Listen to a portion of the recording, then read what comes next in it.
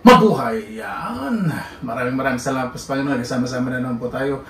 Naway safe po ang lahat. Nililigo ka lang po. Diba? Last day na po dito sa minahal ko pong tahanan. Sa mga tatanong po bakit po lilipat, for professional reason po, saka kailangan ko po na mas bigger space dahil meron po akong balak. May plano po sa aking career. Di ba? Siyempre, hindi ko naman dapat sabihin lahat kung ano po yung plano na yun. At basta kailangan po ng mas bigger space. Yan. Naway safe po ang lahat. Sobrang pagod po. Bukas gising po ako ng mga 7 AM kasi 8 AM yung mga tutulong po sa akin. Yung mga boxes po muna unahin. Tapos yung mga furnitures. At huling-huli, syempre, mga laman ng ref. And then garden. Sama po muna niyo kasi sobrang kinlear ko na po yung garden. Binunod ko na po yung mga ibang halaman na mga berries, strawberries, gooseberry, ano ba yun nandun? Red currant, blueberry, malalaki po bunga. Talagang nilagay ko pa sa plastic, tapos nilinis ko po yung terrace, pinagsama-sama ko na po at nagpatulong po maghakot po kanina. Yun.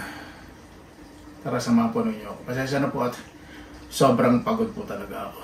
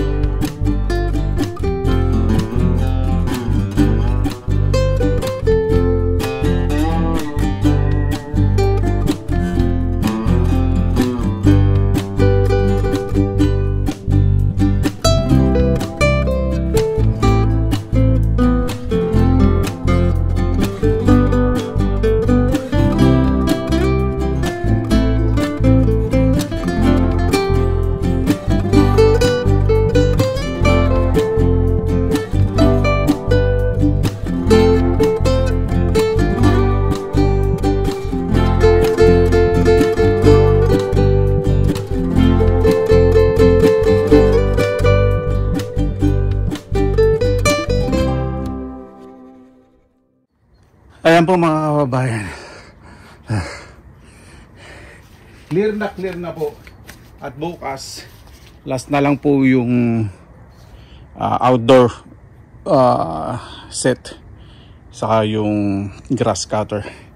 Tapos ito, tatapo ko na dun sa labas. Ayan po. Clear na po dito sa backyard. Yan. Ay, goodbye na talaga. Sarap na pakiramdam at bukas maglilipat na lang. Ay po mga kabayan, pasensya na po at hindi po ako nakalabas doon sa front yard dahil ginabi na po tayo. Sobrang pagod po talaga. Pero nabunod ko na po yung mga tulips, saka yung mga ibang perennial po na mga bulaklak. Sa likod din, meron din akong binunod ng mga perennial na bulaklak. Kanina po, doon sa time-lapse na pakita ko po. Ayan.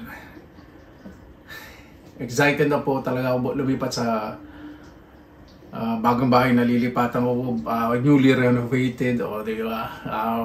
Malaki po ang front yard, malaki po ang backyard, syempre yung garden. Mas maganda po yung front yard yun kasi ang laki po talaga. Tapos yung backyard, maganda po. At malapit sa park ng mga bata at mayroon pong tanim naman sana sa park. Hindi naman po kalayuan. Kasi may pagitan naman pong maliit na mini forest. Di ba? Napaganda po nung location. This coming days po, pakikita ko po sa inyo at house tour ko po kayo ng maayos.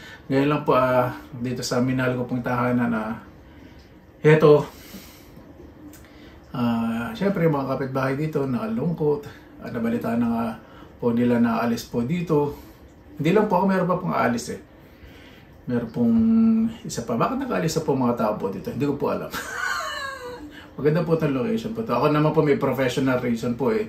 Sa personal reason, bakit po lilipat ako sa doon sa mas malaki. Basta kailangan ko po ng mas malaking space. Yun po muna sa ngayon dahil hindi ko naman po pwede lahat sabihin po yung mga plano ko po dahil, di ba, parang may mga surprises, di ba, sa mga susunod na vlogs. Ano po? Una-una po, maraming salamat po sa inyo. Mahalin po ninyo ang pamilya po ninyo. Ang tahanan po talaga, hindi naman po yan na may bahay kayong titira. Pag sinabing bahay, yan, may taong tumitira. Pero pag sinabi nating tahanan, home, may puso po. Kaya dito, napakahirap po talaga umalis dahil napamahal na po na sa akin itong tahanan po na to. Kaya po talaga buhay kasi meron pong malaking opportunity na dumarating kaya kailangan pong mag-move on. Ano po, maraming salamat po sa inyong oras na ilan sa pinilang lakbay. Basta lagi po tayong positive vibes, good vibes. God bless, ingat po lagi, magandang araw. Laban na!